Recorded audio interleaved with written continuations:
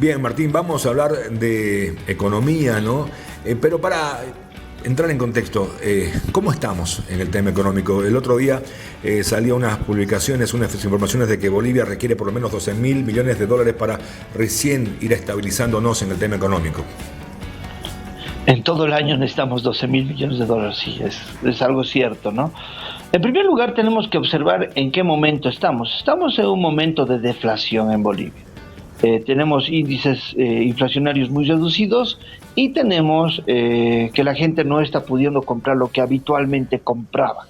Es decir, si antes yo compraba 2 kilos de carne, ahora compro 1 kilo, ¿no? Si antes yo compraba 3 tipos de champús para mi casa, solo compro 1 o 2. Va reduciendo mi compra y esto te va provocando que una contracción del mercado interno y por ende se van cerrando MIPES y pequeñas empresas y se va contrayendo el crecimiento. Y tienes índices de desempleo, por ejemplo, en estos primeros 3 meses de 3.3% de desempleo, hemos pasado a 4.3% de desempleo. Entonces estamos viviendo un problema de deflación donde el poder adquisitivo no se está restituyendo rápidamente, los precios no están creciendo, sino que la gente está dejando de comprar, porque tampoco pueden subir los que venden, porque la gente prácticamente dejaría de comprar. Y esto es una realidad por lo menos de un 70% de la población. Entonces, eso es muy complicado porque el mercado interno está reduciéndose. Al contrario de la mirada de las exportaciones están saliendo con regularidad, pero no están priorizando el mercado interno. Y eso está provocando una deflación en el país, un decrecimiento y recordemos que normalmente el crecimiento del país se daba por el mercado interno. Ahora este mercado interno al contraerse te va a obligar a que muchas empresas o muchas personas vayan reduciendo sus gastos. Entonces estamos en un momento medio complicado. También el Estado está afincando sus miradas en los créditos y eso también nos tendría que llamar la atención. ¿Por qué? Porque cuando tú adquieres créditos, tienes que adquirir créditos para algo que te dé a futuro, que te devuelva la plata para pagar el crédito. Ejemplo, yo tengo un casito de hamburguesas y me va muy bien. Me saco un crédito para un segundo casito de hamburguesas, pero este casito de hamburguesas, el segundo no lo hago trabajar, solo lo tengo ahí. Lo tengo el crédito, o el crédito me lo gasto en otra cosa. Entonces yo no sé dónde voy a responder los intereses de ese crédito y puedo perder mi primer casito de hamburguesas porque lo tendría que liquidar para pagar mi deuda. Entonces eso es lo que puede pasar en el país. Si tenemos deuda y no sabemos dónde vamos a orientarla, lastimosamente nos puede crear todavía un malestar económico profundo y esto está también provocando algunas reacciones sociales de gente y de grupos y de sindicatos y de personas que no están de acuerdo con la mirada económica del gobierno. Martín, ¿cómo está? Claudia Velasco la saluda. Usted ha publicado recientemente del estado de tranca al estado endeudado. ¿Qué nos quiere decir con esa publicación? Mira, es evidente lo que estamos viviendo, es muy evidente. Mira, la deuda del anterior gobierno llegó a 13.800 millones de dólares, el 23.3% del ratio sobre el PIB nominal de Bolivia. Cuando estaba saliendo el gobierno de Luis Arce se aprobaron 1.800 millones de dólares. Entonces a esto tenemos que subir 1.800 millones de dólares. Ahí llegamos a 15.600 millones de dólares. A eso tenemos que sumarle 550 millones de dólares. Entonces llegamos a 17.000 millones de dólares prácticamente. Y a eso tenemos que sumarle 250 millones de dólares. Entonces llegamos prácticamente a 17.200, 17.300 millones de dólares, más los 600 millones de dólares de deuda que tenemos por noviembre y diciembre del FIE de gasolina y diésel que hemos tenido. Con eso llegamos a 18.250 millones de dólares, más 200 o 300 millones más de dólares que nos hemos prestado del Banco Mundial, tenemos 19.000 millones de dólares. ¿Eso qué significa? Que cuando vemos el ratio de la deuda, hemos crecido casi un 42% sobre nuestro PIB, 40% sobre nuestro PIB nominal, sin contar la deuda que tiene que llegar del BIP, que es del BIP, que es 4.500 millones de dólares, y 3.100 millones de dólares de la CAF. Pero antes de esos que estén llegando, van a llegar, el Estado está solicitando una deuda al Fondo Monetario Internacional. Y todos saben cómo funciona el Fondo Monetario Internacional. Tiene condiciones y ajustes. no te presta nada si no ajustas. Si necesitas dinero para ajustar, pero es para ajustar, ojo, no es para invertir en salud, educación, infraestructura, no, es para ajustar, para hacer ajustes económicos. Entonces, por eso es de libre disponibilidad. Entrarían esos 3.300 millones de dólares, fácilmente ya estamos por el 50% sobre el ratio del Producto Interno Bruto nominal.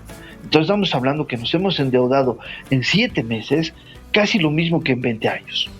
Y eso es complicado. ¿Por qué? Porque ese dinero no lo estás orientando directamente al aparato productivo o a generar infraestructura o a generar productividad.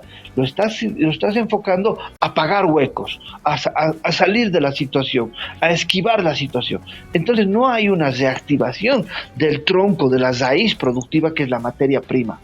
Entonces, cuando la materia prima no está generando lo que tiene que generar, no estás llamando inversiones al país para que inviertan en minerales, en hidrocarburos, en evaporíticos, ampliar tu capacidad energética, entonces realmente tenemos un problema muy serio. ¿Por qué? Porque nos estamos endeudando y vamos a empezar a pagar de aquí a 2 a 3 años. ¿Con qué vamos a pagar? Es la pregunta que tenemos que hacernos si no hemos logrado reactivar el aparato productivo primario. Y eso es una pregunta que nos tenemos que hacer todos los bolivianos, porque no simplemente es endeudarnos en este punto para tener una liquidez de dólares, sino es saber cómo vamos a pagar esa liquidez de dólares. Y ahora estos 3.300 millones de dólares del Fondo Monetario Internacional llegarían específicamente para una devaluación en Bolivia de la moneda, un reajuste en los carburantes y un incremento en el tema de alimentos a nivel internacional. Los precios de los alimentos subirían a nivel internacional y se quitaría la subvención a energéticos. ¿Qué son los energéticos? Es el gas y la energía eléctrica. Tendrías que calcular más o menos a 125 bolivianos la garrafa, tu energía eléctrica crecería de 300 bolivianos que pagas, podrías pagar 500, 600 bolivianos, entonces se complicaría mucho y esto te provocaría una estanflación, que tendrías niveles muy altos inflacionarios, tendrías mucho desempleo por el cierre de las MIPES porque habría una contracción de mercado y te provocaría esto.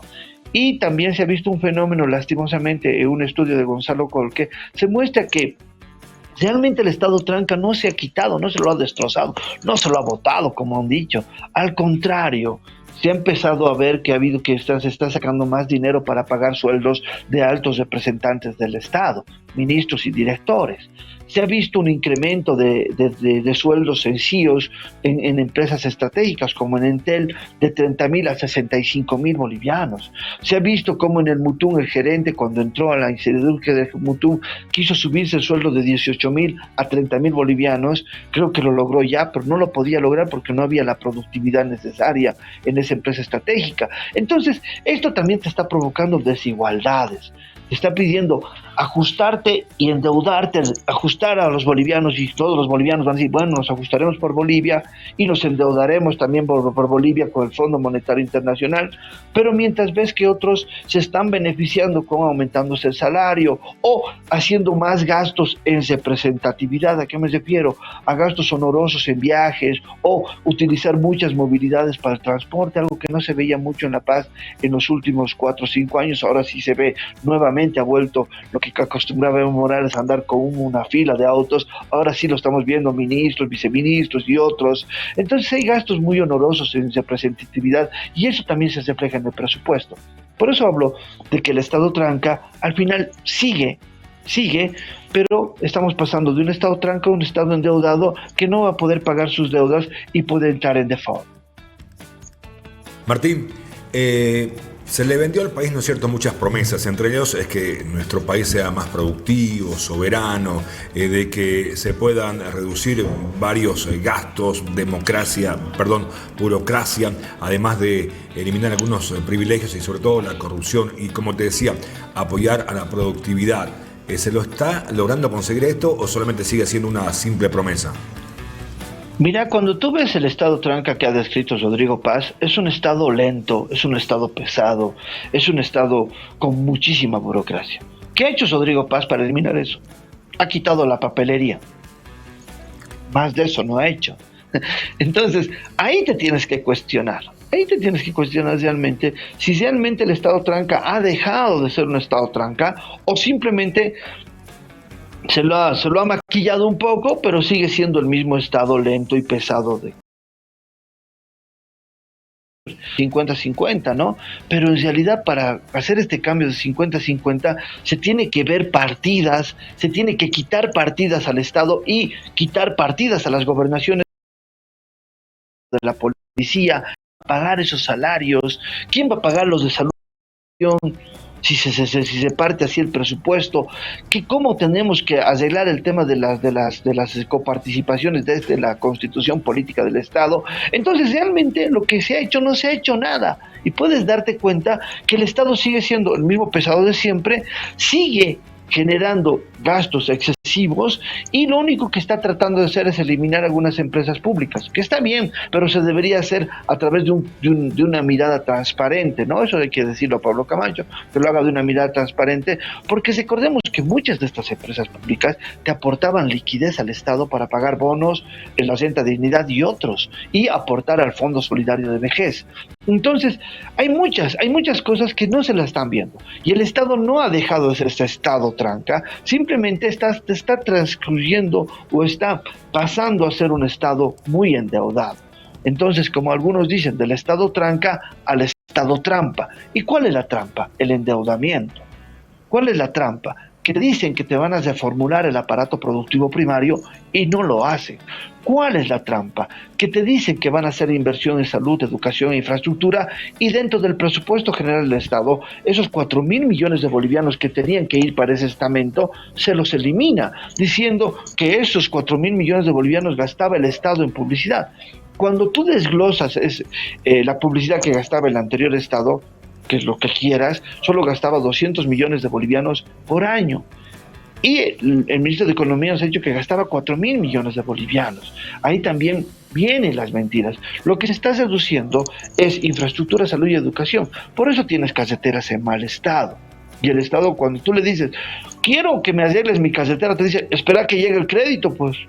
Esperar que llegue el crédito. Y los créditos del BIF y la CAP no están llegando porque no estamos haciendo ajuste. Y el crédito que está llegando de los 3.300 no es para la carretera, es para ajustarnos el pantalón. Entonces ahí vemos que continúa, simplemente que ya hemos entrado a un estado trampa, y este estado trampa, este estado endeudado, te está empezando a generar más deuda y no te está solucionando lo principal: ¿cómo generamos dólares? ¿De dónde sacamos los dólares? Yo pensaba que el Estado, como era muy buen amigo de los exportadores, de los agropecuarios, de los cooperativistas mineros, porque se relacionan muy bien, pensaba que les iba a decir el 15% de sus exportaciones en el Banco de Bolivia, de esa manera teníamos dólares, pero tampoco eso. Entonces, seguimos viviendo un Estado muy cauto en el tema de la reestructuración económica, que sigue viviendo las condiciones de los anteriores gobiernos, y lo único que ha hecho es generar deuda y reducir el poder adquisitivo de las personas, provocando deflación, y prontamente empezaremos a vivir ya una estanflación en Bolivia. Martín, ¿se dejó atrás las dependencias internacionales o seguimos dependiendo? Mira, en el gobierno, yo me pregunto cómo lo habrá hecho Montenegro. Siempre me pregunto cómo ha hecho Montenegro con 2 años y medio sin recibir dólares. ¿De dónde sacar los dólares para pagar todo lo que se tiene que pagar? Porque los gastos son los mismos de antes, del 2025, son los mismos que del 2026. Entonces ahí me pregunto cómo lo han hecho. Lo han hecho a través de la ley 1503. O sea, han buscado formas y lo han logrado.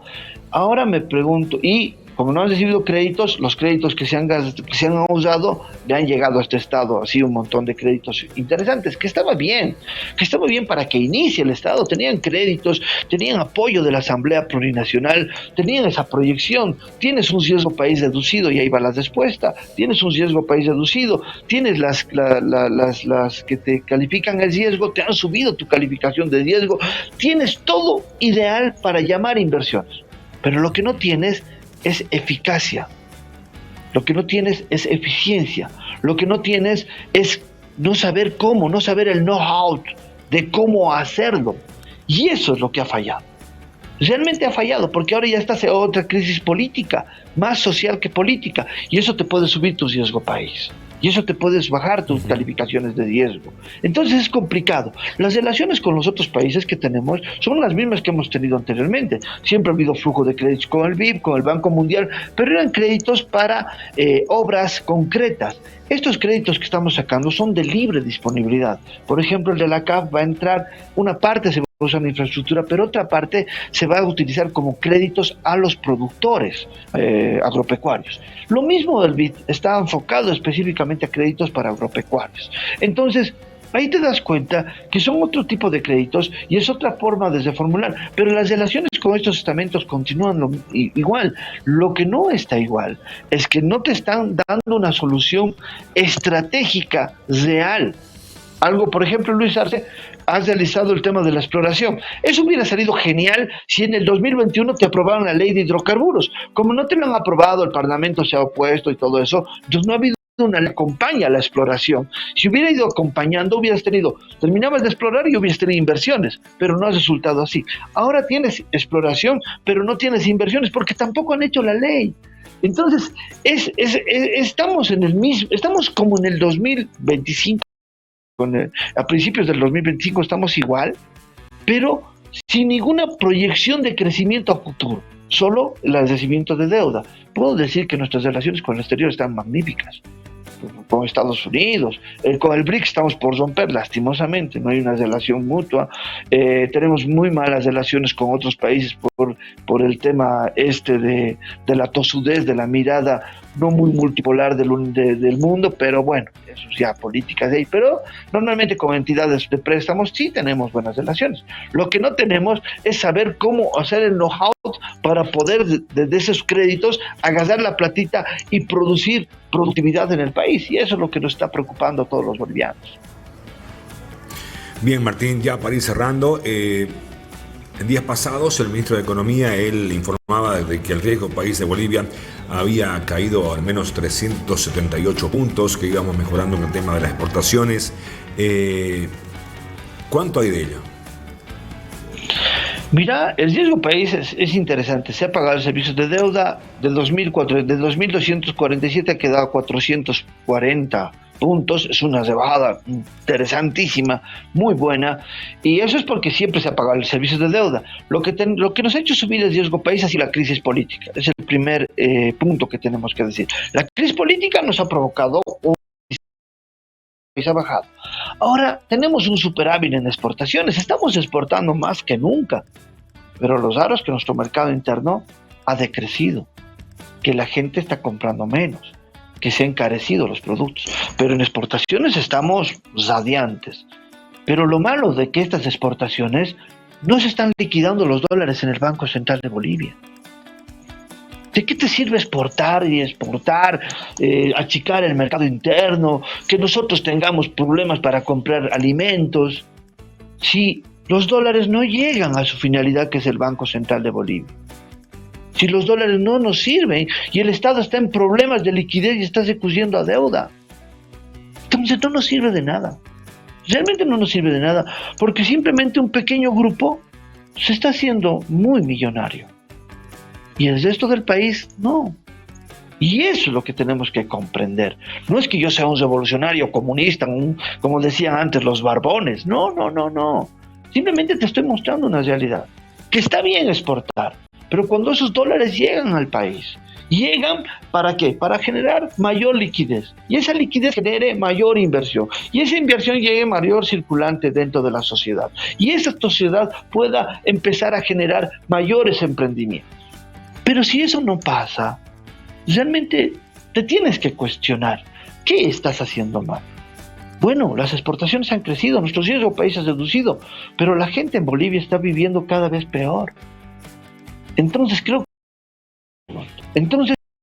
te planteas este tipo de preguntas y filosofías económicamente en este punto, tienes que llegar al principio del origen. ¿Y cuál es el principio del origen? Es reactivar tu aparato productivo primario y luego tener un proceso de industrialización, puede ser público-privado, pero normalmente los procesos de industrialización de esta Corea del Sur, de esta Corea del Norte, de esta China, de Filipinas o de países como Vietnam, que después de una guerra se han crecido económicamente gigantes, ¿cuál ha sido? ¿Quién ha impulsado? ¿Lo ha impulsado el privado? No. La industrialización lo tiene que impulsar el Estado, y esa es una norma. Y esa es la clave del desarrollo de los países, que las relaciones estratégicas maneje el Estado. Y eso ha sido la clave de todos estos países. No es que yo venga con un lenguaje comunista, no, simplemente estoy hablando de una realidad económica que pasa en el mundo y que el mismo Fondo Monetario Internacional te dice. Tienes que proyectarte la industrialización de tus insumos y tus productos básicos para la generación de productos desde tu país. Ojo, si tú necesitas colorantes para la leche, que normalmente usan muchos colorantes, no los exportes de China, no los importes de China, sino los hazlos en el país con una planta de química básica. Si tú necesitas procesar los azulejos y te necesitas insumos del exterior de Brasil, entonces no, producir a través de una planta de química básica y de otras plantas adicionales los insumos básicos para la industria de azulejos y ladrillos y de todo el tema de construcción dentro de tu país. Y eso te va a ayudar a ¿qué? A, 1, generación de empleo. 2, generación de recursos. 3, crecimiento del mercado interno. 4, los excedentes salen y generan exportaciones. Esa es la clave. No enfocarnos en las exportaciones como si fuera la salida, olvidándonos de nuestro mercado interno y olvidándonos de los bolivianos. Ese es un error. Que ese error se paga con costos políticos, costos sociales, costos de revolución a la población. Entonces considero que se necesita ampliar un poco la mirada para llegar a todas las clases sociales y a todos los estamentos productivos del país.